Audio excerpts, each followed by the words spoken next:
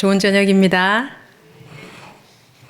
오늘 저희 주시는 말씀 먼저 읽고 좀 나누도록 하겠습니다. 주시는 말씀은 아가서 4장 16절 한 절 말씀인데요. 함께 읽도록 하겠습니다. 아가서 4장 16절 말씀입니다. 시작. 북풍아 일어나라, 남풍아 오라. 나의 동산에 불어서 향기를 날리라. 나의 사랑하는 자가 그 동산에 들어가서 그 아름다운 열매 먹기를 원하노라. 아멘. 한 번 더 읽을까요? 짧으니까. 네. 시작. 북풍아 일어나라, 남풍아 오라. 나의 동산에 불어서 향기를 날리라. 나의 사랑하는 자가 그 동산에 들어가서 그 아름다운 열매 먹기를 원하노라. 아멘. 저희 이번 주간은 이제 시가서가 끝나는 주간이에요. 그리고 이제 드디어 아주 길고 긴 선지서로 들어가는 주간인데요. 내일부터 이제 읽을 분량은 지금 전도서 9장부터 12장까지 그리고 아가서 전체 하고요. 이사야서를 16장까지 읽게 됩니다. 근데 그 전도서는 지난주에 저희 12장까지 다 좀 살펴봤고요. 이 이사야서도 17권 선지서의 이 문을 여는 선지서고 또 굉장히 아시죠? 굉장히 중요하고 아주 깊은 책이라 좀 다음 시간에 깊게 나누려고 하고요. 오늘은 좀 아가서를 중심으로 나누려고 하는데요. 저희 아가서 시작하기 전에 그 시가서가 5권이었죠. 욥시, 잠전, 그 중에서 우리 4권을 배웠잖아요. 욥시, 잠전. 한번 짧게 복습을 한번 해보고 넘어갔으면 좋겠어요. 욥기 하면은 외우신 분들이 워낙 많아가지고 제가 하기도 좀 부끄러운데 어떻게 해요? 3부로 나눠졌었죠. 서론, 본론, 결론. 그래서 서론에서는 욥이 어떤 사람인지, 그리고 욥이 어떤 고난과 환난을 당했는지, 그리고 본론에서는 3명의 친구가 찾아왔었죠. 그리고 3번의 대화를 했는데 대화라기보다는 거의 논쟁 수준이죠. 그리고 결론에서는 엘리후가 말을 하고 하나님께서 직접 나타나셔가지고 이 모든 상황을 싹 정리를 하고 욥이 다시 복을 받는 내용이었습니다. 시편은 몇 편이었죠? 150편이죠. 네, 150편을 1권, 2권, 3권, 4권, 5권으로 저희가 이제 나눠서 구조를 봤는데 그 구조를 저희가 모세 오경하고 연결을 해가지고 봤었죠. 그래서 1권은 창세기, 2권은 출애굽기, 3권은 레위기, 4권은 민수기, 5권은 신명기. 그렇게 해가지고 창조, 구원, 예배, 광야, 말씀 이렇게 연결해가지고 저희가 나누기도 했고 이미 이제 또 이걸 외우고 계신 분들도 많은데요. 잠언은 어때요? 얼마 안 됐으니까 다 기억나시죠? 6부로 나눠졌었어요. 1부하고 2부는 잠언을 기록한 목적과 젊은이들에게 주는 메시지, 지혜였었죠. 그리고 3부하고 4부는 솔로몬의 잠언을 모아놓은 거였어요. 히스기야 신화 때 있던 것까지 포함해서. 그리고 5부에는 생각나세요? 아굴의 잠언. 그리고 6부에는 르무엘 왕에 대한 잠언이 나왔었죠. 그리고 전도서는 3부로 돼 있었는데요. 1부에서는 헛되고 헛되며 헛되고 헛되니 모든 것이 다 헛되도다라는 인생의 헛됨의 대명제를 탁 던져줬었죠. 그리고 2부에서는 그 헛된 영역들, 증거들을 얘기를 해줬고요. 3부는 결론이었죠. 결론은 뭡니까? 일의 결국을 다 들었으니 여호와를 경외하고 그의 명령들을 지키는 것이 인생의 본분이다. 그렇게 마지막 절에 딱 종지부를 찍어 줬었습니다. 그러고 나서 이제 오늘은 주인공 아가서가 등장을 하는데요. 여러분 아가서 하면 사랑의 책이다라는 거는 조금 다 알고 계시죠? 예. 근데 여러분은 사랑이라고 하면 어떤 것이 떠오르세요? 사랑도 뭐 여러 가지 색깔도 있고 모양도 있고 또 관계도 있고 한데요. 과연 이 세상에 존재하는 사랑 중에서 어떤 사랑이 가장 위대한 사랑일까요? 제가 이야기를 하나 해드리려고 하는데요. 사랑이라는 어떤 나라가 있었대요. 그래서 거기서 사랑 컨테스트, 사랑 경연대회를 했는데요. 사람들은 다 자기 사랑 이야기를 들고 나와가지고 그 대회에 참석했어요. 근데 누가 1등을 했냐면요. 어떤 아버지와 어떤 아들의 사랑 이야기가 1등을 했어요. 그 아버지는 아들한테 모든 걸 다 해주고 그 아들을 높여줬어요. 그리고 그 아들은 아버지의 모든 말씀을 다 순종을 했어요. 여러분, 아버지가 이 내리사랑이니까 자식한테 좀 과하게 사랑할 수는 있지만 자식이 아버지의 일부 말씀이 아니라 모든 말씀을 다 순종한다는 거는 이게 쉬운 일이 아니죠. 그래가지고 만장일치로 이 두 사람이 이제 상을 받게 됐어요. 그래서 시상을 딱 하려고 하는데 잠깐 그러는 거예요. 누구야 하고 이제 보니까 어떤 두 사람이 서 있는 거예요. 그들이 부부였는데 우리들도 좀 사랑 이야기를 하게 해달라고. 그래 늦었지만 이제 얘기를 해줬는데 결국 이 두 사람이 가장 위대한 사랑으로 뽑히게 됩니다. 그들은 신랑과 신부였는데요.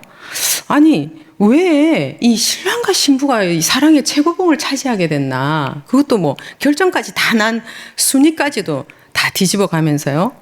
아니 도대체 왜 그런 걸까요? 왜 신랑과 신부의 사랑이 가장 아름답고 가장 크고 가장 강하고 가장 깊은 그 하나님의 사랑을 나타내는 사랑인지 저희들 오늘 여정을 한번 같이 좀 떠나볼까요? 네. 여러분 성경 66권을 딱 한 단어로 한번 표현해 보세요라고 하면 뭐라고 표현하시겠어요? 아마 많은 분들이 사랑이라고 표현하실 분들이 좀 많으실 것 같아요. 그래서 우리 보통 성경은 어떤 책을 뽑든지 그걸 어떤 착즙기 같은 데다 꾹 짜면 사랑이 뚝뚝 떨어진다 이렇게 표현을 하는데요.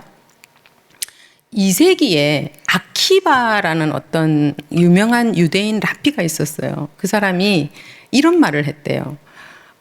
전 세계를 다 합쳐도 아가서가 우리 이스라엘에게 주어진 날보다 가치 있지 않다.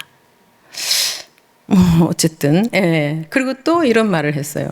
모든 성경이 다 거룩하지만 이 아가서는 성경 안에서 가장 거룩하다. 이렇게 표현을 했어요. 또 이런 표현이 있는데요. 이 노래를 들으면 춤을 추게 되는데 이 노래를 한번 들은 사람은 다른 노래로는 춤을 출 수 없게 된다. 놀라운 표현이죠.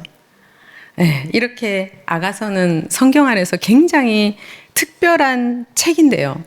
근데 막상 읽어 내려가 보면 어때요? 무슨 말인지 비유, 상징 막 이런 게 나오니까 뭔 소리요? 이러면서 정말 읽다가 이해하는 거는 그냥 읽기는 읽겠는데 그냥 이해하는 거는 포기하고 넘어가는 경우도 적지 않은 것 같아요. 오늘 이 아가서가 어떻게 주님의 사랑을 품고 있고 또 그리고 이 신부가 어떻게 그 사랑을 신랑의 사랑을 찾아가고 쫓아가고 또 닮아가는지 한번 저희들 경험하는 귀한 시간이 되기를 소망합니다. 이 아가서를 히브리어 책 제목으로 얘기를 하면 쉬르 하시림이라고 얘기를 해요. 이 쉬르가 노래라는 걸 뜻하니까 쉬르 하쉬림 이렇게 해서 노래들 중에 노래. 그래서 영어로 얘기하면 영어 책으로는 Song of Songs라고 돼 있죠. 왕 중의 왕, 주 중의 주 이런 표현처럼 세상에서 가장 아름다운 노래다. 그래서 아가다. 최상급, 최고. 그 이상은 없다는 거죠. 이 아가서 1장에서 8장까지를요. 성도들의 일생이다라고까지 표현하고 신부의 영성으로 자라가는 시간이다라고 하는데요. 사실 이 성경은 신랑과 신부로 시작해서 신랑과 신부로 끝이 납니다. 창세기에 보면 아담한테서 하와가 나오죠. 그리고 끝에 가면은 예수 그리스도에게서 교회가 나오는 이야기로 끝이 납니다. 이 에베소서 5장 32 2절에 보면요. 거기에도 부부가 한 육체가 될지니 그 비밀이 큰데 그리스도와 교회에 대한 것이다. 이렇게 나옵니다. 자막이 안 나오네요. 그 교회를 요한 계시록에서는 어린 양의 아내다. 신부다. 이렇게 하면서 끝이 납니다. 아가서는요. 유대인의 3대 절기 6월절, 77절 그리고 초막절 중에서 이 6월절에 낭독이 되어지는 시인데요. 이 6월절은 여러분 잘 아시죠? 애굽에서 출애굽할 때 어린 양의 피를 바르고 출애굽하잖아요. 그 뜻이 뭡니까? 죽는 자가 사는 자가 됐다. 이 십자가를 예표하는 거죠. 이 6월절을 가장 잘 나타내는 책이 아가서다 이 말입니다. 또 많은 신학자들은요. 잠언과 전도서, 아가서 이 세 권을 지혜서라고 하면서 솔로몬의 성전에다가 비유를 하는데요. 이 잠언을 성전의 바깥들이다. 그리고 전도서를 안뜰이다. 그리고 아가서를 그야말로 대제사장도 1년에 딱 한 번밖에 들어가지 못하는 지성소다. 이렇게 얘기를 합니다. Holy of Holiness. 지성소. 가장 거룩한 곳. 이 지성소를 표현하는 것이 아가서다. 이 말입니다. 그런데 또 아가서를 잠겨진 문이다. 그런데 열쇠를 잃어버렸다. 이렇게도 또 표현을 해요. 그래서 그만큼 아가서가 해석하기가 어렵고 뭐 어떻게 보면 이단들이 아주 교묘하게 이 책을 쓰기가 좋은 책이 아가서라서 참 또 조심해야 됩니다. 이 건강한 구약학자들도요, 이 아가서를 뭐 이번에 하여튼 제가 굉장히 좀 열심히 많은 책과 주석서를 열심히 공부를 한번 해봤는데 정말 건강하신 분들도 이 아가서를 그냥 아주 부부 간의 어떤 육적인 사랑 중심으로 무게를 너무 많이 둬가지고 푸는 것도 굉장히 많이 봤는데요. 뭐 그것을 문자적인 해석이다, 자연적인 해석이다 해서 해석의 한 방법으로 보긴 하는데 뭐 너무 과도하게 이렇게 또 치우친 거는 좋지 않은 것 같아요. 그리고 또 어떤 해석 방법이 있냐면 비유적인 해석이라고 해서 이 상징어들을 풀어나가는 해석 방법이 있고요. 또 예표적인 해석이라고 해서 이 메시지 자체가 성경 전체에서 어떤 영적인 메시지를 담고 있는가 그런 해석 방법이 있는데 오늘 저는 이제 이 비유적인 해석 방식과 그리고 예표적인 해석 방식 중심으로 해서 아가서를 조금 나눠보려고 합니다. 뭐 다윗은 실존 인물이었잖아요. 그리고 시를 썼잖아요. 그런데 그 다윗도 예수님을 예표했죠. 그리고 그의 시도 예수님의 언어를 담고 있잖아요. 요한복음 5장 39절에 보면요. 이 구약 성경이 내게 대하여 곧 예수에 대하여 증언하는 것이다 라고 예수님께서 직접 말씀하셨어요. 이 아가서에는 하나님이라는 단어는 한 번도 안 나오는데요. 이 아가서는 다 예수 그리스도에 관한 이야기입니다. 저자에 대한 논란도 있지만요. 보통 아가서는 솔로몬이 쓴 것으로 봅니다. 그가 특별히 젊었을 때, 이 성전을 막 짓고 있을 때, 약 960년, BC 960년경에 그가 가장 지혜가 충만할 때 썼던 것으로 보는데요. 그는 뭐 그야말로 전무후무한 지혜의 소유자였죠. 잠언을 3,000개를 적었잖아요. 시편을 1,005편을 적었다고 열왕기서에 나오잖아요. 그는 수많은 초목에 대해서도 박식했고 생물학적인 지식, 뭐 땅 위에 기어다니는 짐승, 뭐 물속에 있는 물고기의 종류까지도 다 논했다고 하죠. 나이 들어서는 뭐 우승까지도 연구를 했다고 하잖아요. 실제로 이 아가서는 솔로몬이 농사를 막 연구를 하고 포도원을 연구할 때에 그 북쪽에 있는 수넴 지역에 가가지고 거기서 막 그 연구를 할 때에 포도밭에서 일을 하고 있는 이 술람미 여인을 만나가지고 그 사랑의 마음을 기록했는데요. 하나님께서 이 지혜와 영감을 부어주셔가지고 이 하나님의 사랑을 담고 있는 책입니다. 그래서 이 아가서는 결론적으로 하나님과 이스라엘 백성 그리고 예수 그리스도와 교회에 대한 이야기다. 이렇게 좀 기억해 주시면 좋겠습니다. 하나님과 나하고 사랑 이야기예요. 예, 그렇게 기억해 주시면 좋겠습니다. 아가서는 8장으로 돼 있죠. 길지는 않고 굉장히 짧은 책인데도 불구하고 시와 같은 형식을 띠고 있고 또 뮤지컬처럼 막 이렇게 대사가 이렇게 여러 대사가 나오는데 저희 이 개역개정 성경을 보면은 어느 대사가 남자가 한 말인지 여자가 한 말인지 그리고 예루살렘의 딸들이라고 하는 합창단이 한 말인지 이거 구분이 잘 안 가요. 보시면 이렇게 점은 이렇게 이 파란색 점들이 여러 개 찍혀 있을 거예요. 그게 이제 대화가 바뀐다라는 표시이긴 한데요. 그래도 화자와 청자를 좀 구분하기가 너무 어렵죠. 그래서 현대인의 성경이라든지 공동번역 같은 걸 또 한번 보시면 좋을 것 같습니다. 이 아가서를 뮤지컬로 치자면요. 1부와 2부로 나눌 수가 있는데요. 1부는 1장에서 4장, 2부는 5장에서 8장까지다. 그래서 1부에서는 사랑이 시작되는 이야기, 그리고 2부에서는 사랑이 점점 커져가고 깊어가는 이야기다. 이렇게 구조로 딱 기억해 주시면 되겠어요. 강의 안에 보면은 뭐 신랑 신부의 5번의 만남 해서 좀 자세한 내용이 나오는데 그거는 그냥 저기 한번 보시면 될 것 같고요. 아니 근데 뭐 한 번 만났으면 됐지 뭐 또 5번이나 만나느냐. 왜 그럴까요? 그만큼 신랑을 놓쳐버린다는 거죠. 우리 신앙생활도 그렇지 않나요? 그 첫사랑, 그 뜨거움, 그 눈물 계속하지 않죠. 우리가 신랑을 빼앗길 때가 있고 신랑을 놓쳐버릴 때가 온다는 겁니다. 이 아가서 안에는 너무나 정말 놀라운 내용들이 많고 너무너무 깊은 내용들이 많아서 평생 묵상을 해도 다 못한다는 책인데요. 원래는 제가 4장 16절 오늘 아까 읽었던 그 말씀으로 좀 은혜를 받아가지고 그 말씀을 나누려고 준비를 하는 중에 이걸 조금 더 전체적으로 나누고 싶다라는 마음을 주셔가지고 오늘은 3번 신랑이 신부를 칭찬하는 내용이 나와요. 그리고 3번 신부가 신랑한테 고백하고 선포하는 내용이 나와요. 그 흐름을 좀 살펴보면서 거기에서 오늘 제목으로 주어진 아주 그 신부의 강렬한 선포가 어디쯤 나오는지 이렇게 좀 알아보려고 합니다. 그러면 저희들 1장부터 같이 한번 볼까요? 오늘 좀 성경책을 펴두시고 계속 말씀을 따라가시면 좋겠는데요. 1장 1절과 2절을 저희들 한번 함께 읽어보겠습니다. 1장 1절 2절 말씀 시작. 솔로몬의 아가라 내게 입맞추기를 원하니 내 사랑이 포도주보다 나음이라.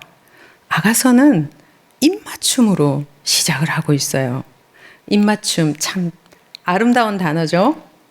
헬라어로 예배라는 말이 프로스큐네오라고 하는데요. 이 프로스큐네오가 입맞춤이라는 의미를 담고 있습니다. 예배는 만남의 시간이잖아요. 하나님께서 우리에게 입맞춰 주시고 우리도 경외함으로 입맞추는 시간이잖아요. 창세기에도 보면은 하나님께서 흙으로 사람을 만드셔가지고 숨결로 입맞춤으로 생명이 되게 하셨죠. 그래서 예수님과의 입맞춤, 이 말씀과의 입맞춤은 우리의 삶에서 가장 중요한 순간이죠. 죄로 인해서 우리 인간은 분리가 된 상태로 태어나잖아요. 그 분리가 어떤 분리냐면은 존재의 심연이다, 근원이다, 근본이다 라고 하면서 그 근원과 완전히 분리되어 가지고 우리는 태어나요. 그런데 지금 이 입맞춤을 통해서 다시 결합, 유니온, 다시 연결이 되는 그런 장면이거든요. 이 죄로 인한 분리라는 게 얼마나 무서운 거냐면요. 첫 번째로는 그 근원과 분리가 되죠. 두 번째로는 사람과 사람 간의 분리가 되잖아요. 같은 가족이라도 뭐 이해도 안 되고 말도 안 통하잖아요. 근데 세 번째, 가장 무서운 거는 나와 나 자신. 이 분열이 된다는 겁니다. 이 죄가 있는 상태의 분리라는 게. 그래서 어때요? 사람들이 아무리 많이 있고 그래도 군중 속에서 외롭죠. 그리고 왠지 고독하죠. 뭔가 이렇게 채워지지 않는. 그래서 인간의 가슴 안에는 엄청나게 큰 구멍이 있다잖아요. 그것은 어떤 사람도 어떤 무엇도 채울 수 없고 오직 하나님만이 채울 수 있는 공간이 있다라고 하는데요. 이 입맞춤은 바로 영적으로 죽어있던 자가 다시 살아나는 아주 위대한 순간입니다. 이 술람비 여자는요, 남자가 이 입을 맞춰준 것을 기억하고 또 입을 맞추고 싶다고 얘기를 해요.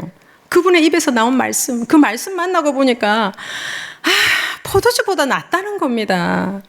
이 포도주는요, 당시 그 중근동 지방에서는 물이 귀하잖아요. 그러니까 포도주를 사실 음료로도 많이 마셨거든요. 그 지역에서는 사실 생명하고 직결된 단어거든요. 많은 주석서를 이렇게 보면 이 포도주를 뭐 세상적인 재미다, 아주 그 뭐 재밌는 일, 오락 같은 일, 이렇게 좀 많이 표현을 해놨는데요. 사실 이 입맞춤은 그것보다는 훨씬 더 깊은 의미를 가지고 있고, 그 정도가 아니죠. 어떤 육신의 생명을 유지하는 데 꼭 필요한 그 포도주, 그 포도주보다 당신의 입맞춤이 더 낫다라고 이 술람미 여자가 감지를 하게 됐다고 보는 것이 좀 더 합당할 것 같습니다. 우리는 보통 교회 받고 세례 받으면 성도라고 하죠. 근데 진짜 성도는 바로 이 입맞춤을 경험한 사람, 이 입맞춤으로부터 성도의 삶은 시작이 되는 거죠. 말씀을 통해서, 기도를 통해서, 또 예배를 통해서 나를 찾아와 주시고 터치해 주시고 눈물을 주시는, 그래서 그 마음 안에 있었던 그 큰 구멍이 메워지는 시간입니다. 이 아가서는 하나님이 어떻게 인간의 영혼을 정복해 가시는지 이 술람미 여자를 통해서 보여주고 있습니다. 제가 뭐 조금 괜한 걱정일 수는 있는데 우리 형제님들 가끔 이렇게 신부 이야기 나오면 나하고 전혀 상관이 없는 얘기라고 생각하면서 이렇게 뭐 오늘 강의 들었지 이러면서 뭐 신부가 잘해야지 신랑한테 이렇게 하시는 경우가 있는데, 제가 좀 노파심이겠죠. 보통 뭐 아가서 그래서 강해하고 뭐 강의한다 그러면 거의 뭐 자매님들만 오잖아요. 근데 그 마태복음 25장에도 나오지만 그 10처녀 비유, 그 미련한 5처녀하고 슬기 있는 5처녀, 그 다 처녀들은 전부 믿는 자들이죠. 그죠? 남녀노소 상관없이. 그래서 자, 입맞춤을 이제 하고 신부가 하고 보니까, 말씀을 만나고 보니까 그다음 뭐예요? 죄를 깨닫게 되죠. 그래서 자기를 내가 계달의 장막 같을지라도 라고 표현을 하고 있습니다. 그야말로 자기가 시커멓다는 거죠. 아주 그냥 자존심도 세고, 교회는 다니는데 어떻게 보면은 세상 사람보다 더 할 때도 있고 막 울퉁불퉁하고. 근데 왕이 나를 솔로몬의 휘장 같아라고 했대요. 신부는 이제 자기가 검긴 검지만 막 자신감이 붙어요. 그래가지고 아니 누가 뭐래도 내 신랑이 나보고 예쁘다고 하면 된 거 아니냐고 이렇게 이제 막 자신감을 표현하는데요. 지난달에 제가 그 국회에서 어떤 한 국회의원이 대정부 질문할 때 코이 물고기에 대한 예문을 드는 걸 봤는데요. 이 코이 물고기라는 게 좀 특이하더라고요. 이 어항 속에 있을 때 코이 물고기는 한 5cm 정도 자라는데요. 이 물고기를 수족관에다가 넣어놓으면 한 15cm까지 자란다고 합니다. 근데 물고기를 강에다가 넣어놓으면요 1m가 넘게 자라는 그런 물고기인데요. 인간의 가능성, 사람의 가능성도 마찬가지라는 거죠. 자꾸 못한다, 못한다, 잘못한다, 잘못한다. 그럼 못하는 거고, 잘한다, 잘한다, 칭찬하고 격려하고 그런 환경을 열어주면은 자기 실력의 막 몇 배라도 그렇게 발휘될 수 있다라는 거죠. 1장 9절에 보면요. 오늘 또 신랑이 여자를 칭찬해 줍니다. 너는 바로의 병거의 준마 같구나. 아주 특이한 칭찬이죠. 그 당시에 어마어마했던 나라 애굽 왕, 그 바로 왕의 가마를 끄는 준마, 그 안에는 뜻이 들어있는데요. 그 당시에 바로 왕의 병거는 황금으로 만들었대요. 그래가지고 그 중근동 지방에서 그 뜨거운 태양 아래에서 이 전쟁을 하면은 이 적군들이 잘못하면 그거를 정면으로 탁 봐버리면 눈이 멀어버린다고 하는 아주 무시무시한 병거인데요. 그 병거를 끄는 말이면 어느 정도겠어요? 말 중에 말이겠죠. 전 세계 최고의 말이겠죠. 열왕기 하 1장이었었나? 거기에 보면은 솔로몬 왕이 한참 잘 나갈 때 말을 수입하거든요.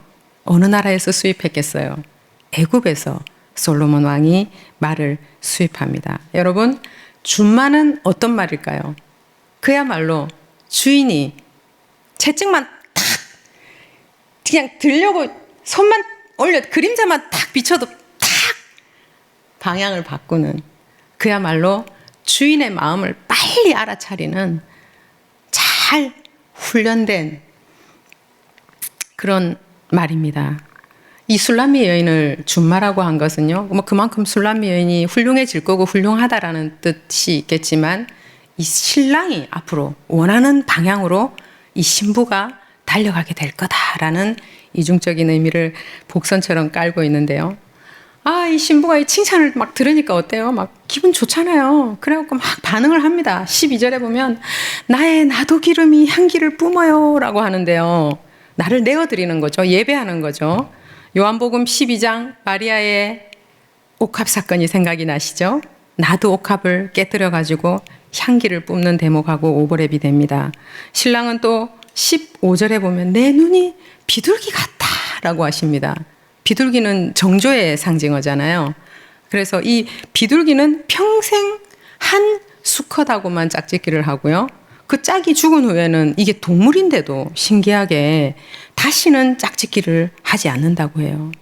그래서 비둘기의 눈 했을 때는 오직 한 사람, 오직 한 곳만 쳐다본다.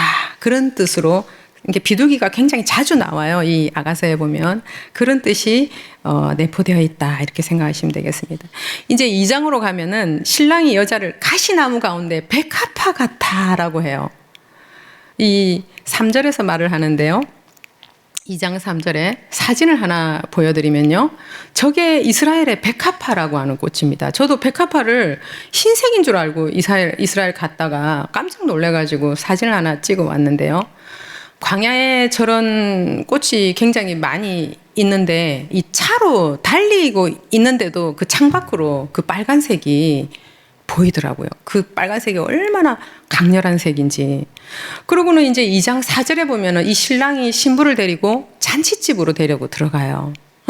와, 가보니까 뭐 웬만큼 떵떵거리는 사람들이 다 앉아 있는 거예요. 진짜 세상에서 한가닥 한다는 사람들이 다 이렇게 앉아 있는데 왕이 그 승리의 깃발을 탁 들고 와가지고 그 술람미 여자가 앉아 있는 데다가 탁 꽂아주는 거죠. 그 많은 사람들 보는 앞에서. 이 사람이 내가 사랑하는 여인이다. 뭐 그 사람들 평소 같으면 나를 사람으로도 취급도 안 했던 그 사람들 앞에서요. 저는 이 장면을 보면서 얼마 전에 제가 교회사를 배우면서 알게 된 6세기의 데오도라라는 여자가 생각이 났는데요. 그 당시에 이제 동로마죠. 지금 이제 터키인데 그 콘스탄티노플 경기장에서 그 아버지는 곰을 조련하는 사육사였고 또 어머니는 이 춤을 추는 무희였는데 그 사이에서 태어나가지고 그 지하에서 어두운 데서 그냥 어린 시절을 다 보내면서 거기서 이렇게 막 구걸하면서 지내고 또 커가지고는 자기도 이제 뭐 춤추는 무희도 하고 또 뭐 매춘도 하고 해가지고 이제 건건히 그렇게 버티고 있었는데 어쩌다가 어떤 남자의 정부가 돼가지고 같이 살게 되는데 또 이 남자가 아프리카를 가는 바람에 따라갔다가 거기서 또 이 남자가 버려가지고 버림을 당해요. 근데 어떻게 거기서 주님을 만나게 되고 나서 유스티아누스라고 하는 그 후에 여러분 들어봤을 거예요. 아마 소피아 성당이라는 그 굉장히 유명한 성당을 건축한 유스티아누스 대제하고 결혼을 하게 됩니다. 젊었을 때였지만. 그래가지고 그 결혼식을 하고 그 결혼식 당일날 첫 번째 방문 장소가 어디였냐면 바로 이 히포드롬이라고 불리는 콘스탄티노플 경기장. 자기가 지하에서만 자랐던 땅 위를 보지 못했던 거기를 와가지고 가장 높은 자리에 앉아가지고 이렇게 아래를 내려다보면서 경기를 관람하는 장면이 저는 생각이 나더라고요. 이 술람미 여인이 이런 느낌이었겠다. 근데 사실 우리가 그 상태잖아요, 지금. 아무튼 이런 놀라운 대우를 받은 이 술람미 여인이 2장 5절에 보면은 사랑으로 병이 나버려요, 이제. 그래서 신부가 신랑을 좋아한다는 걸 안 신랑은 이제 신부한테 도전을 하는데요. 아가서에서 가장 유명한 구절이죠. 나의 사랑, 내 어여쁜 자야. 일어나서 함께 가자. 저희들 함께 읽겠습니다. 2장 10절, 11절, 12절 시작. 나의 사랑하는 자가 내게 말하여 이르기를 나의 사랑 내 어여쁜 자야 일어나서 함께 가자. 겨울도 지나고 비도 그쳤고 지면에는 꽃이 피고 새가 노래할 때가 이르렀는데 비둘기의 소리가 우리 땅에 들리는구나. 신랑이 말을 합니다. 너 언제까지 그렇게 엎드려 있을래? 그래, 많은 일도 있었고 힘든 일도 많았지만 이제 겨울도 지났잖아. 이제 비가 그쳤잖아. 이제 일어나라. 이제 봄이 와. 꽃도 필 거야. 나와 함께 이제 열매를 한번 맺어보자 하면서 막 신부를 격려를 하니까 14절에 신부가 바위 틈 낭떠러지 은밀한 곳에 숨어 있어요. 싫어요. 저 못해요. 자기 세계에 갇혀가지고 신랑이 초청을 해도 못 나옵니다. 왜 그런 줄 아세요? 뒤에 이제 나오는데요. 주님은 또 나의 비둘기야. 그 옆에 보면은 내 얼굴 좀 보자. 내 목소리 좀 듣자. 이렇게 얘기하잖아요. 여러분 지문이 다 다른 것처럼요. 이 77억 인구의 목소리가 다 다르다고 하잖아요. 저는 이 구절 때문에 기도할 때 작은 소리라도 내려고 합니다. 여러분 마음속으로 하는 침묵 기도도 당연히 하나님께서 다 들으시지만요. 주님은 우리들 목소리 듣고 싶어 하셔요. 근데 신부는 나서지를 못합니다. 왜요? 15절에 보면 내 안에 포도원을 허는 작은 여우가 있었던 거죠. 우리의 삶에 꽃이 좀 피려고 하면은 막 빠르게 돌아다니면서 그 꽃을 똑똑 따먹어 버려가지고 열매가 맺히지 못하게 하는 여우가 있죠. 이제 좀 믿음도 좀 생기려고 하고 이제 내 문제 좀 들고 가서 주님 앞에 가서 이제 기도도 좀 하고 주님도 좀 더 알고 싶고 주님의 침실 그 지성소에도 좀 들어가려고 하면 딱 못 들어가게 막는 이 방해꾼이 있잖아요. 저와 여러분에게는 이 작은 여우가 뭘까요? 느끼지 못하게 하는 어둠. 그게 어떤 두려움일 수도 있고요. 어떤 실패했던 어떤 기억 때문에 미리 안 될 거야, 안 될 거야 하는 포기하는 그런 마음일 수도 있고요. 아니면 우리가 성장기나 어렸을 때 막 막말 듣고 상처받고 해가지고 내 안에 어떤 왜곡된 그런 자의식이 생겨난 것일 수도 있고 아니면 은밀한 죄가 있을 수도 있죠. 작은 거짓말이라든가 또 뭐 음란한 걸 보려고 하고 상상하는 그리고 누군가를 용서하지 못하는 마음 그리고 우리가 누군가를 미워하는 마음 그런 것들이 보이지는 않는데 우리 안에 있을 때 그것들이 돌아다니면서 큰 죄는 아닌 것 같아요. 보면 막 내가 뭐 누구를 갖다가 피해를 주고 막 그런 거는 아닌데도 불구하고 이런 작은 여우 같은 것들이 우리 신앙을 자꾸 진보해 나가려고 하는 것을 자꾸 막죠. 오늘 주님께서는 그 여우를 잡아야 된다고 말씀하시고 계십니다. 이제 이 신부가 그렇구나. 이 내 안에 작은 여우가 있었구나 하는 거를 이제 깨닫게 되니까 신랑한테 또 고백을 해요. 2장 16절에 보면요. 내 사랑하는 자는 내게 속하였고 나는 그에게 속하였도다. 일단 동그라미를 좀 볼펜 있으시면 좀 쳐놓으실래요? 이게 3번을 오늘 동그라미를 쳐야 돼서. 네가 내 안에, 내가 네 안에 많이 들어봤잖아요. 요한복음 17장 예수님의 대제사장의 기도에 보면 아버지께서 내 안에, 내가 아버지 안에, 내가 그들 안에 이렇게 말씀하시잖아요. 세상에 부부가 존재하는 이유가 이 요한복음 17장 22절과 23절을 깨닫게 하기 위함이다. 이런 말도 들어봤는데요. 어쨌든 이 신부가 연합에 대한 어떤 고백을 막 했는데 신랑이 없어져 버려요. 3장 2절에 여자는 또 막 정신없이 거리와 큰 길에서 신랑을 찾아요. 그러다가 다행히 어떤 순찰하는 사람들을 만나가지고 이 순찰자는 이제 교회의 사역자 정도로 보통 번역을 많이 하던데요. 그 사람들한테 물어본 후에 신랑을 다시 만나요. 다시 만나가지고는 꽉 잡고 그냥 안 놓고 내 어머니의 집까지 데리고 가요. 여기 아가서에 나오는 내 어머니의 집이라는 표현은요, 그 당시에 이제 근동 지역에서 흔히 쓰는 말이라는데요. 거기에는 이제 아내들이 여러 명이 있잖아요. 물론 뭐 그것도 부자여야 아내를 여러 명 둘 수 있다는데, 그러면은 내 어머니의 집이라는 것은 그 어머니가 놓은 자식들이 키워져 가고 있는 그런 집이어가지고, 그 의미 자체는 뭐냐면 아무도 들어올 수 없는 곳, 들어와서는 안 되는 곳, 남편 외에는 그런 공간으로 내 어머니의 집이라고 이렇게 많이 쓴다고 하는데, 뭐 이제 해석을 하자면 나의 어떤 비밀스러운 곳, 나의 어떤 트라우마 같은 거, 나 혼자서는 도저히 직면할 수 없을 것 같은 그런 상처나 사건 같은 데로 주님의 손을 잡고 갑니다. 이제 아가서에서는 더 이상 그런 여우에 대해서는 나오지는 않지만 신부는 이제 이 여우를 잡는 방법을 터득을 해가고 있어요. 그러다가 이제 3장 7절에 보면은 솔로몬의 가마라는 표현이 나오는데요. 그 가마를 60명의 용사가 둘러쌌대요. 근데 그들이 밤의 두려움 때문에 칼을 찼대요. 뭔가 전쟁이 있을 것 같은 분위기가 있는데요. 이걸 원어로 이렇게 읽어보면 그 히브리어로 쫙 써져 있는 게 전부 남성 명사, 남성 동사가 쫙 써져 있는데, 거기에 있는 가마, 은과 금으로 만든 그 가마에만 여성형 명사를 쓰고 있어요. 그걸로 봐가지고 여기에 이 술람미 여자가 타게 될 것이다 라는 것을 암시하고 있는데요. 근데 어때요? 이 신부를 좀 태우고 왕궁으로 데리고 가려고 하면 어둠의 대적들이 가만두지 않겠죠. 우리도 그렇잖아요. 하나님 나라의 역사가 우리 삶에 좀 일어나려고 하면 꼭 사단이 가만두질 않죠. 꼭 무슨 전쟁이 터지잖아요. 그렇지만 우리한테도 이렇게 솔로몬의 60용사와 같은 용사들이 항상 호위를 하고 있다는 생각을 잊어버리면 안 됩니다. 바로 엘리사가 본 불말과 불병거처럼요.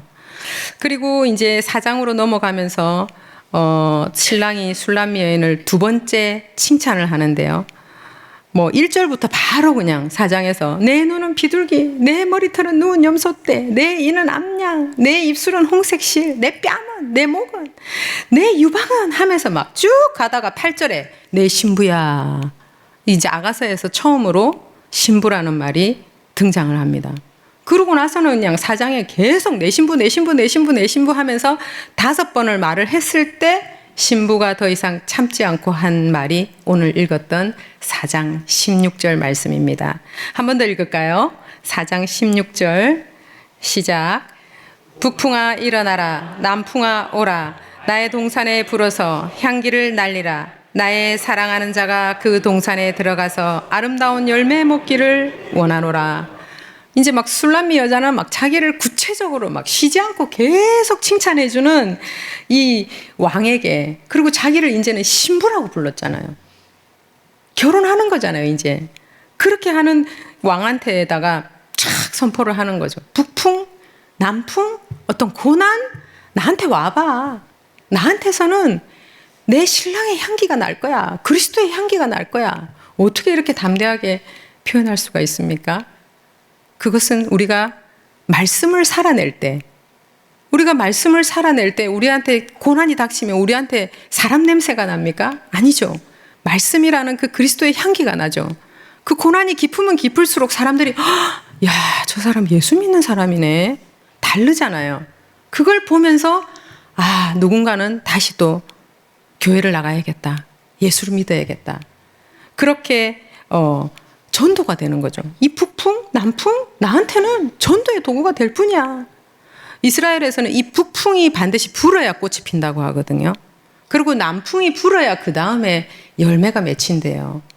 그러니까 이 신부는 내가 반드시 이 고난을 통과할 거고, 내가 성령의 맛있고 아름다운 열매를 맺어서 누군가한테는 양식이 되고 우리 주님한테 맛보게 해드릴 거야 하고 막 선포를 하는 겁니다. 험난한 파도가 1등 항해사를 만든다고 하잖아요. 막 신랑이 칭찬해주고 고백해주고 하니까 신부는 막 입을 칵 깨물고 어떤 파도가 와도 뚫고 갈 그런 준비가 된 겁니다. 우리도 그렇잖아요. 막 잘 알지도 못하고 마음 뜨겁고 막 성경 잘 모르고 준비도 안 되는데 제가 선교사 나가겠습니다. 일단 선포부터. 그래도 주님 그거 좋아하시죠? 그래 막 이러시면서 능력도 주시고 기적도 많이 보여주시고 지경도 넓혀주시고 깨달음도 주시고, 뭐 선교사까지는 아니더라도 우리 각자에게 딱 맞는 그 부르심의 길로 반드시 인도해 주시죠. 그래 선포도 하고 마음도 단단히 먹었는데 또 신랑이 안 보여요. 이제 좀 주님을 좀 안다고 생각을 했는데 사랑이 다시 위기를 맞이합니다. 이것은 성도의 성장을 위해서 찾아오는 아픈 시간, 영혼의 어두운 밤이라고 하죠. 바로 부재라는 임재를 가르쳐 주시는 시간이에요. 신부의 여정 중에는 항상 자신을 숨기시는 하나님을 배우는 시간이 있죠. 여러분들은 영혼의 어두운 밤을 지나오셨어요? 아니면 지나고 계신가요? 이 영혼의 어두운 밤은 어떻게 지나가야 됩니까? 그렇게 철철철철 흐르던 눈물도 툭 끊기고 다른 거 없죠. 예배의 자리를 지키는 거죠. 그냥 계속 읽던 대로 계속 통독해 나가는 거죠. 주님이 우리를 보시는 시간이니까 내가 안 느껴지고 내가 느낌이 안 온다고 내 눈에 눈물 안 흐른다고 주님 어디 가신 거 아니잖아요. 참 이 시간이 귀한 시간 같은데요.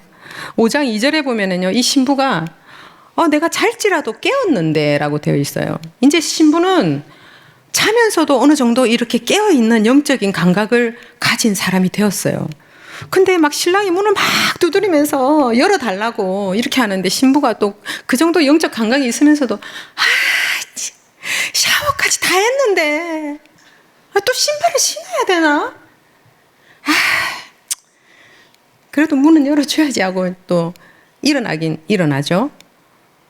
그랬는데 아까 찾아오신 신랑이 좀 이상했어요. 뭐 밤새 무슨 일을 당하셨는지 이슬이 머리에 다 젖어가지고 막 내 머리가 다 젖었다고 이렇게 말씀하셨는데 내가 주춤하는 사이에 그냥 신랑이 사라지셨어요. 문고리를 잡았던 그 문고리에는 모략의 즙이 뚝뚝뚝뚝 떨어지는 거죠.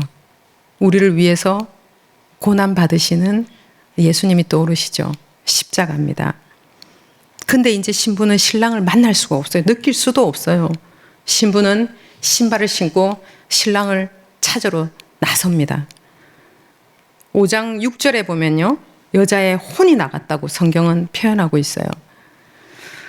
이번에 또 그 성안을 순찰하는 순찰자들을 만났는데 그들이 나를 때려요. 그리고 내 겉옷을 벗겨가지고 가졌대요. 이 순찰자는 아까는 나한테 도움이 됐던 어떤 사역자였는데 이번에는 또 약간 아주 딱딱한 종교적인 체계 안에서 굳어져 있는 그런 지도자일 수 있겠죠. 아니면은 영적인 감각이 너무 민감하지 못한 그런 리더일 수도 있는데요. 예수 믿는 건 좋은데 왜 이렇게 요란하게 믿노? 막 이러면서 내 주님에 대한 사랑, 열정 이걸 잘못됐다고 비난을 하고 내 겉옷, 여기서 겉옷은 직임인데요, 내 사역을 빼앗아 버려요. 이 신부가 뜨겁긴 한데 좀 덜 다듬어져 가지고 좀 튀는 거죠. 어디 가나 곰삭지가 않아 가지고 아직 그래도 신부는 그냥 신랑 한 번만 생각하는 거죠. 막 우리 러브식이라고 하죠. 막 사랑병, 상사병에 걸려가지고 어디 갔지 하면서 막 신랑을 찾아다닙니다. 그때 예루살렘 딸들이 합창을 해요. 이 예루살렘 딸들은 교회는 다니는데 이 입맞춤을 경험하지 못한 성도일 수도 있는데요. 5장 9절에 보면은 술람미 여자애 도대체 너의 사랑하는 자가 남의 사랑하는 자보다 도대체 나은 게 도대체 뭔데? 하고 신부한테 물어보니까 그냥 신랑은 내 사랑은 희고도 불탄다. 그 신랑의 아주 거룩하고 순결함과 보혈을 상징하고 있죠. 머리는 순금 같고 눈은, 입술은, 손은, 다리를 하면서 막 쫙 구체적으로 신랑에 대해서 자랑을 해요. 이제 신부가 신랑을 많이 알게 된 거죠. 6장 2절에 근데 보니까 신랑이 자기 동산에서 양떼를 먹이고 있대요. 그걸 보고 신부가 다시 선포를 하는데요. 6장 3절입니다. 동그라미 한번 쳐주시겠어요? 앞부분만 제가 읽어드릴게요. 나는 내 사랑하는 자에게 속하였고 내 사랑하는 자는 내게 속하였으며. 아까 2장 16절에 동그라미 쳤을 때는 신랑이 나한테 속했고 내가 신랑한테 속했다 했는데 이번에는 반대죠. 이제는 내가 신랑한테 속했고 신랑이 나한테 속했다. 이게 거꾸로 얘기를 해요. 아까는 내가 중심이었죠. 이제는 신랑이 중심이고 신랑이 먼저입니다. 그러자 신랑이 또 신부를 막 칭찬을 합니다. 이번에 세 번째 칭찬인데요. 6장 4절부터 7장 9절까지 이거는 뭐 어마어마하게 길기도 길고 구체적이고 아름답고 분명하게 칭찬합니다. 너는 디르사같이 어여쁘고 예루살렘같이 곱다. 디르사 어디예요? 이스라엘, 북이스라엘의 수도잖아요. 예루살렘 어디예요? 남유다의 수도잖아요. 너는 세상이 보나 영적으로 보나 네가 최고다. 이렇게 신랑이 칭찬을 해줍니다. 그러면서 너는 아침빛같이 뚜렷하고 달같고 해같고 깃발을 세운 군대같이 당당하구나. 이렇게 표현을 해주시는데요. 이제 신부는 신랑의 깃발이 아니라 자기만의 승리의 깃발을 가진 자가 되고 있어요. 바로 자기 자신과의 싸움에서 이기고 있는 거죠. 자존심을 내려놓을 줄 아는 사람, 참을 줄 아는 사람. 그래서 신랑과 하나가 될 수 있는 자가 되고 있어요. 그러다가 7장 1절에 보면은 이제 예사롭지 않은 칭찬이 나오죠. 바로 귀한 자에 따라 신을 신은 내 발이 어찌 그리 아름다운가. 신과 발을 언급하는데요. 성경에서 신은 보통 평화의 복음을 상징하죠. 이사야서 52장 7절이 딱 생각이 났는데요.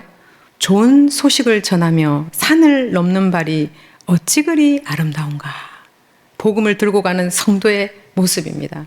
이제 사역이 시작되는 거죠. 이제 주님의 말을 좀 알아들을 만한 귀를 가졌고 일을 할 만한 좀 장성한 분량으로 자라가고 있는 겁니다. 그러면서 이제 신랑이 신부한테 네 허리는, 네 목은, 내 눈은, 내 코는, 내 키는 하다가 내 유방은 열매송이 같고 포도송이 같아 라고 하는데 이 아가서에서 나오는 유방은요, 나보다 연약한 지체를 먹일 수 있다는 겁니다. 갓난아기와 같은 새신자들, 주님을 잘 모르는 사람들, 예루살렘 딸들 같은 이런 자들에게 젖을 주는 거죠. 도와주고 양육해 줄 수 있는 영적으로 성숙한 사람이 되었다는 겁니다. 자, 이 세 번째 칭찬이 끝나자 이제 신부가 어떻게 돼요? 신부는 드디어 신랑이 기다리는 정답을 얘기를 합니다. 동그라미 7장 10절에요. 나는 내 사랑하는 자에게 속하였도다. 끝. 왜요? 신랑이 이제 나를 사랑하는 걸 신부가 알은 거예요. 신랑한테는 나밖에 없구나. 우리 신랑은 나를 위해서라면 생명까지도 바칠 수 있는 분이라는 것을 이 신부가 감지를 하게 된 거죠. 엔 크리스토스라고 하죠. 왜 그렇게 주님 안에, 주님 안에, 주 안에, 주 안에 그렇게 그것을 강조합니까? 주님 안에 있으면 모든 문제가 다 해결이라는 거죠. 이제 신부는 자기 자신이 없어져요. 자아도 없고 자존심도 없어져요. 내가 뭐 어디 속하는 게 중요한 게 아니라 내가 주님한테 속했으면 나한테 주님이 속하든 안 속하든 그냥 문제가 다 해결됐다는 겁니다. 그러고 나서 이제 8장에서 아가서의 하이라이트 생명을 건 신부의 선포가 나옵니다. 너는 나를 도장같이 마음에 품고 도장같이 팔에 두라. 사랑은 죽음같이 강하고 질투는 수월같이 잔인하며 불길같이 일어나니 그 기세가 여호와의 불과 같으니라. 많은 물도 이 사랑을 끄지 못하겠고 홍수라도 엄몰하지 못하나니 사람이 그의 온 가산을 다 주고 이 사랑과 바꾸려고 할지라도 오히려 멸시를 받으리라. 그렇습니다. 이 사망을 이기는 사랑, 홍수도 끌 수 없는 불, 이거는 떨기나무에 있었던 주님한테만 있던 불이었잖아요. 이거는 신랑한테만 있던 그 불이 이제 신랑의 그 불과 사랑이 신부의 사랑이 되고 질투의 불이 된 겁니다. 여러분, 죽음과 누가 협상 좀 할 수 있습니까? 협상할 수 없죠. 그 어떤 것도 내고도 할 수 없고 협상도 할 수 없는 것이 죽음인데요. 그 죽음보다 더 강한 그 신랑의 사랑이 이제 신부의 사랑이 된 겁니다. 그 기쁨은 이제 아무도 빼앗을 수 없죠. 이 신부는 이제 신랑한테 자기를 도장같이 품으래요. 도장하면 생각나는 거 있죠. 유다의 며느리 다말이 유다한테 담보물로 도장 내놓으라고 하잖아요. 도장은 그 사람의 정체성이니까. 이 신부가 지금 신랑한테 자기가 신랑의 정체성이 되겠대요. 쉽게 말해서 내가 너다. 신부가 신랑이다. 그렇게 담대하게 선포를 하면서 잔인한 불길같이 질투를 하는데요. 이 질투라는 말 아주 너무나 잔혹하고 정말 강한 배타성을 가진 말이잖아요. 이 신부의 선포 안에 어떤 경쟁자도 용납하지 하지 아니하시는 질투하시는 하나님, 그 하나님이 딱 겹쳐지는 겁니다. 주님과 색깔이 하나가 되는 놀라운 장면입니다. 여러분, 말씀을 거두면서요, 히브리어에 에하드라는 말이 있어요. 에하드, 하나라는 뜻인데요. 이 하나는 원래부터 하나가 아니고 완전히 전혀 다른 존재가 이렇게 연합을 해서 하나가 된 것을 에하드라고 합니다. 마치 밤과 낮이 이렇게 만나서 하루가 되잖아요. 신랑과 신부가 이렇게 부부가 되는 것을 하나, 사실은 하나님의 그 존재하시는 아주 깊은 뜻을 가지고 있는 단어인데요. 이것이 바로 서두에 제가 사랑이라는 그 나라에서 사랑 컨테스트에서 1등을 했던 그 사랑입니다. 이것이 바로 아버지와 아들 그 혈육 간의 사랑을 이긴 아주 특별한 사랑입니다. 도저히 하나가 될 수 없는 두 사람이 하나가 되는 거죠. 내가 사라지는 사랑, 그것이 가장 위대한 사랑입니다. 하나님과 죄인이 하나가 되는 거죠. 여러분, 가정 안에도 사랑이 어렵다고 포기하실 건가요? 아니요. 멈출 수 없습니다. 포기할 수 없습니다. 사람의 눈으로 보기에는요, 도저히 안 될 것 같고 불가능할 것 같지만 우리 주님께 구하고 담대하게 이루어 달라고, 그리고 내가 의지를 내서 선포를 하는 겁니다. 가장 가까이에 붙여주신 이 가족부터 먼저 사랑하기로 내가 결정을 하는 겁니다. 안 되면 또 하고, 또 안 되면 또 하고, 영원히 죽을 때까지. 그렇게 이웃을 사랑하고 또 영혼들을 사랑하기로 결정하는 저와 여러분이 되기를 소망합니다. 저희들 찬양했으면 좋겠는데요. 오늘 주님께 저희들 고백했으면 좋겠습니다. 주님의 그 크신 사랑을 다 알지도 못하고 다 알 수도 없지만 그래도 알아가고 표현하겠다고 저희들 찬양하시죠.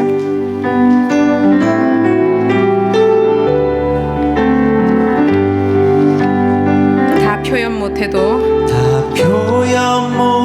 나 표현하리라. 나 표현하리라. 다 고백 못해도 나 고백하리라. 나 고백하리라. 다 알 수 없어도 알 수 없어도 나 알아가리라. 나 알아가리라. 다 닮지 못해도 나 닮지 못해도 나 닮아가리라. 나 닮아가리라. 다 표현 못해도 다 표현 못해도 나 나 표현하리라. 표현하리라. 다 고백 나 못해도 고백 못해도 나 고백하리라. 나 고백하리라. 다 알 수 없어도 알 수 없어도 나 알아가리라. 나 알아가리라. 다 닮지 못해도 닮지 못해도 나 닮아가리라. 나 닮아가리라. 그 사랑 그 사랑 얼마나 아름다운지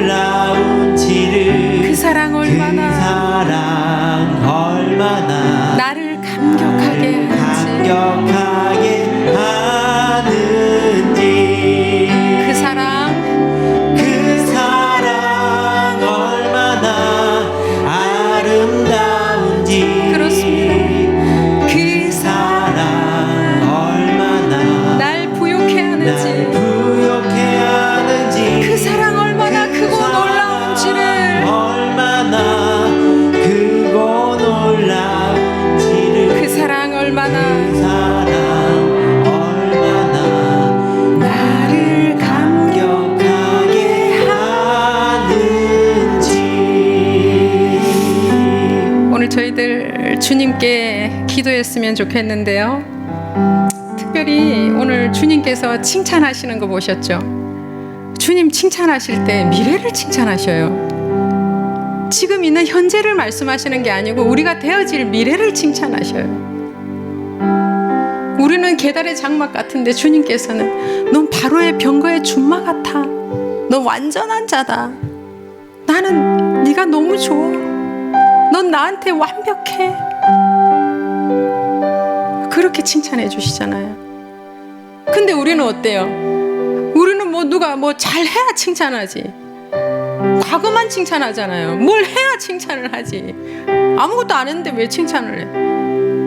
우리가 너무 어리석게 사는 거죠.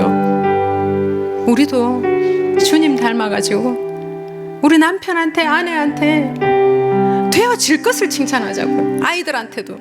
그리고 그 누군가한테 말을 할 때도 소망을 얘기하는 우리들이 되었으면 좋겠어요. 주님한테 그걸 구했으면 좋겠고요. 두 번째는 이 신부의 선포를 우리도 좀 배우게 해달라고 그렇게 생각나는 대로 우리 주님께 간구하시면서 기도하시는데요. 오늘은 조금 평소에 침묵으로 기도하시는 분들 오늘 목소리 듣고 싶다고 하시잖아요. 우리 소리 내서 주님께 기도했으면 좋겠습니다. 우리 주여 이름 한번 부르고 통성으로 기도하시겠습니다. 주여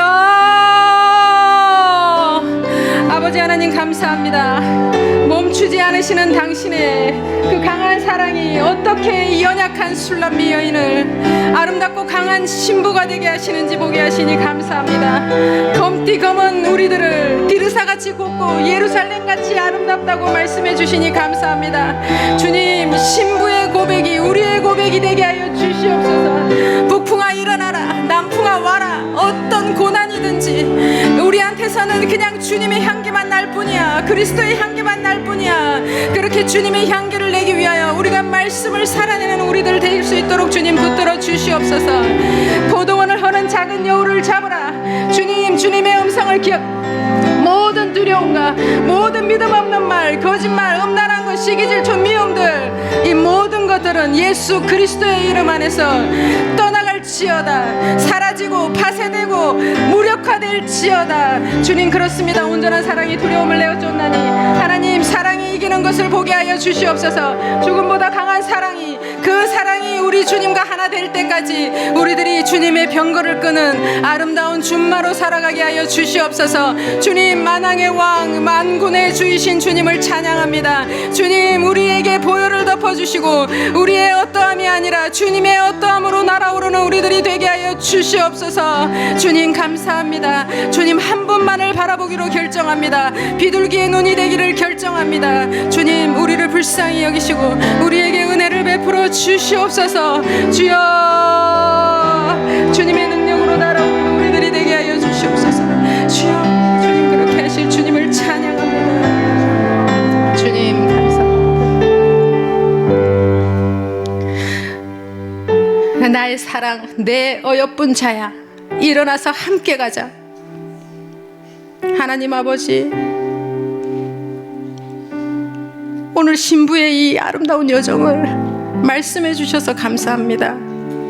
정말 계달의 장막 같은 저희들을 너는 아침빛같이 뚜렷하고 달같이 아름답고 해같이 맑고 깃발을 세운 군대같이 당당하구나. 우리의 되어질 것을 주님 선포해 주시며 사랑해 주시며 칭찬해 주셔서 감사합니다. 내가 너를 기뻐하노라. 내가 너를 사랑하노라.